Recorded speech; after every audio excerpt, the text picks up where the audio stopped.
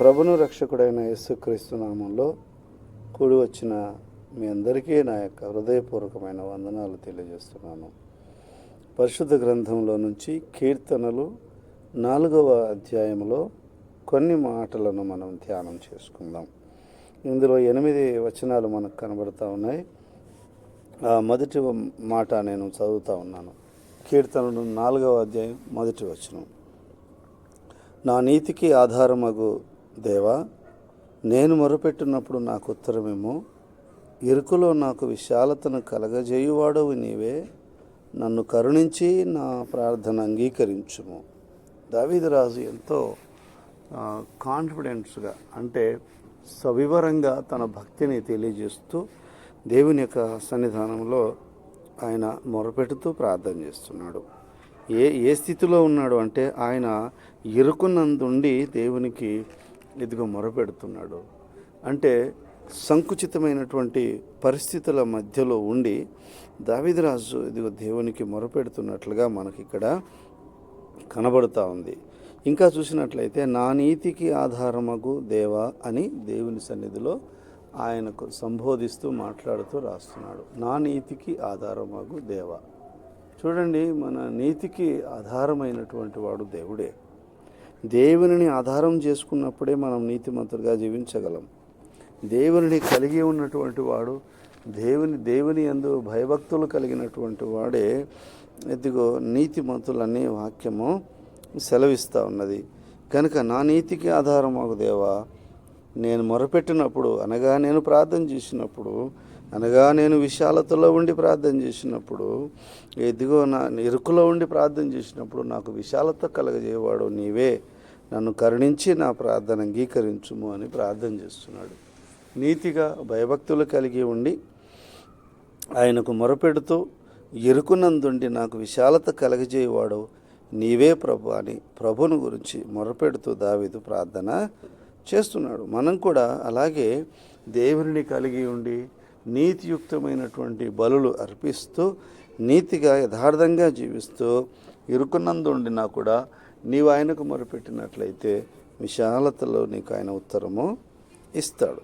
4వ వచనంలో చూసినట్లయితే, భయము నొంది పాపము చేయకుడి, మీరు పడకల మీద నుండగా మీ హృదయములలో ధ్యానము చేసుకొని ఊరకుండుడి.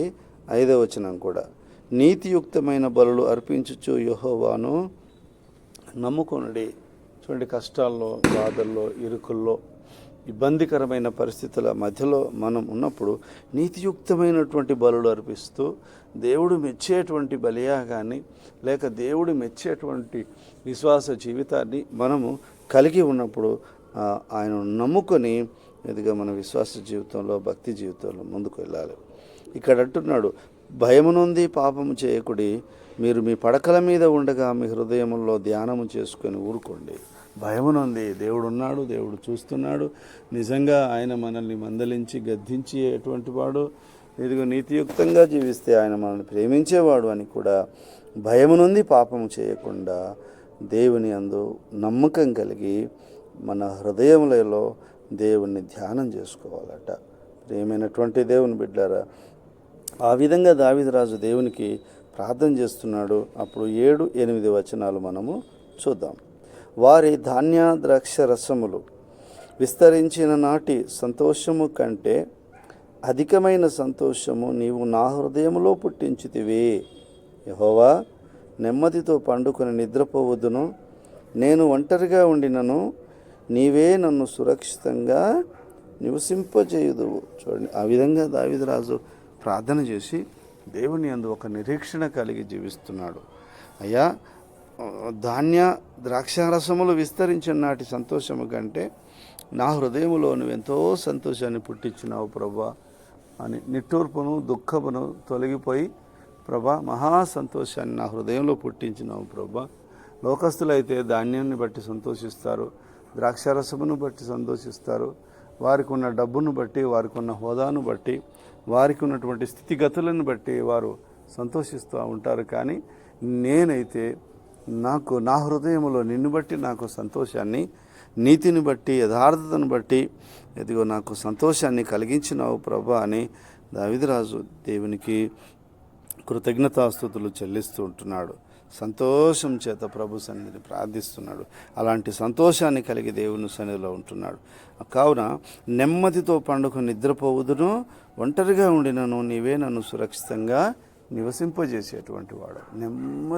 నెమ్మదిగా నేను ఉంటాను ప్రభా, నెమ్మదిగా పడుకొని ఇదిగో నేను జీవిస్తాను, నిద్రపోతాను ప్రభా అని. నిజంగా నెమ్మది ఈ దినాల్లో లేదు, శాంతి లేదు, సమాధానం లేదు, ఐక్యత లేదు. పడుకుంటే కలవరాలు, పడుకుంటే ఇబ్బందులు, రేపటి దినమున గురించిన పరిస్థితి ఏమవుతుందో, రేపటి దినమున మన పిల్లల పరిస్థితి, మన కుటుంబ పరిస్థితులు ఏమవుతాయో అనేటువంటి ఒక భయభ్రాంతుల మధ్యలో నిద్రలో కూడా స్వతంత్రత లేకుండా, నిద్రలో కూడా నెమ్మది లేకుండా ఎదుగో మన కలవరంతో కూడిన జీవితాలు ఉంటాయి.